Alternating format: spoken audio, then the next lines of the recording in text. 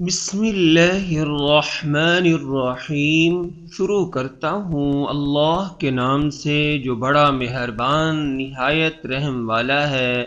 میرے پیارے محترم سامعین و ناظرین، ہم آپ کو اسلامک اردو KW کی جانب سے خوش آمدید کہتے ہیں۔ محترم سامعین کرام، آج کا موضوع یہ ہے کہ بیوی کے منہ میں لقمہ دینے پر بھی اللہ تعالی اجر و ثواب عطا کرتے ہیں۔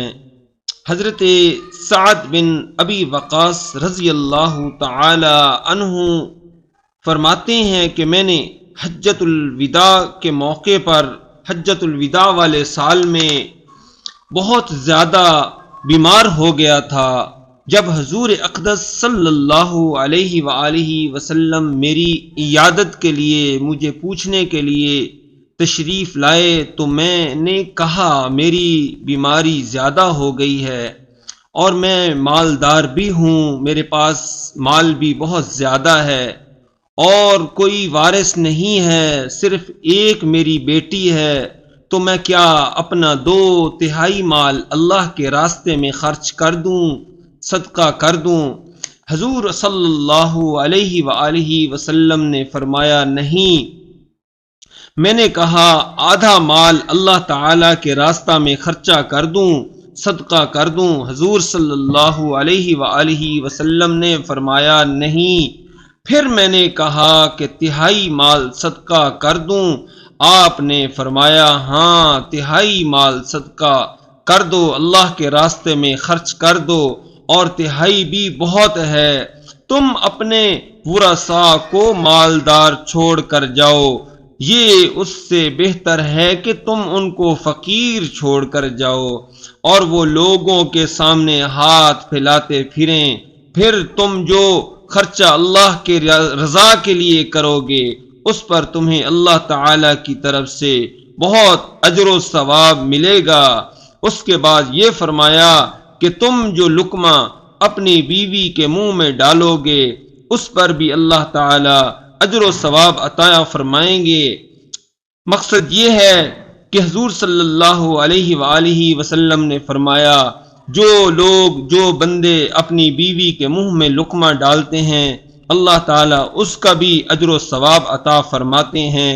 اسی لیے آج کل کے لوگ اپنی بیویوں سے ایسی محبت نہیں کرتے، ایسا کھانا نہیں کھاتے اور نہ کھلاتے ہیں۔ میرے پیارے محترم سامعین و ناظرین، پھر اس کے بعد میں نے کہا یا رسول اللہ صلی اللہ علیہ وآلہ وسلم، مجھے تو ایسا لگ رہا ہے کہ اور مہاجرین تو آپ کے ساتھ مکہ سے واپس چلے جائیں گے، یہاں ہی مکہ میں رہ جاؤں گا اور میرا انتقال یہاں مکہ میں ہو جائے گا، اور چونکہ میں مکہ سے ہجرت کر کے گیا تھا تو میں اب یہ نہیں چاہتا کہ میرا یہاں انتقال ہو۔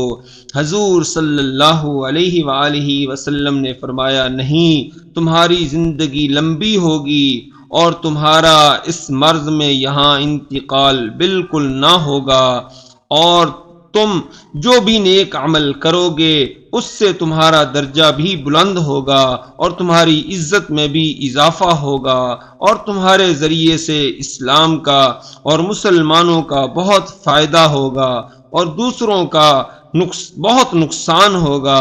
چنانچہ عراق کے فتح ہونے کا یہ ذریعہ بنے تھے۔ محترم سامعین کرام، یہ تھے حضرت سعد بن ابی وقاص جن کا قصہ، جن کا واقعہ آپ کے سامنے سنایا۔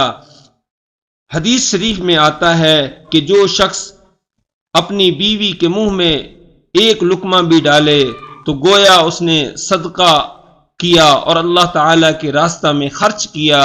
امید ہے آج کی ہماری یہ ویڈیو آپ کو پسند آئی ہوگی۔ ہمارے چینل کو سبسکرائب کر دیں اور اچھا سا کومنٹس کر دیں۔ وآخر دعوانا ان الحمد للہ رب العالمین۔